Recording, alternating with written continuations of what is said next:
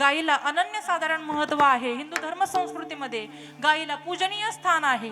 अरे पूर्वी आपल्याला आजोबा आजी आपल्याला सांगायचे बरं का ग, त्या ठिकाणी या गायीमध्ये 33 कोटी देवांचा वास असतो सांगायचे ना। आता आजोबांकडेच मोबाईल आलाय, नातवंडाला सांगायला कुठं वेळ राहिलाय महाराज। गायी फक्त मोबाईल मधील चित्रामध्ये किंवा शाळेमधील एखाद्या चित्रामध्ये स्थायिक आहे, कारण गोहत्या होतात ना, होतात की नाही दादा? गोहत्येवर प्रतिबंध लागावा हीच माऊलींच्या चरणी प्रार्थना करू, कारण आज गोहत्येचं प्रमाण वाढत चाललेलं आहे महाराज।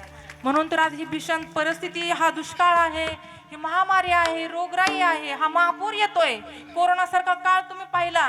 ही असं तसं नाही, ही भगवंताची लीला आहे। तुम्ही जर त्या ठिकाणी नराधमांसारखं गायीला जर हत्येला त्या ठिकाणी देत असाल ना महाराज, तर तुम्हाला हेच भोगावं लागेल। ते गोहत्येचं प्रमाण त्या ठिकाणी कमी व्हायला पाहिजे, झालंच नाही पाहिजे। म्हणून वासरू आणि गायीची त्या ठिकाणी पूजा वसुबारसच्या दिवशी करतो आपण।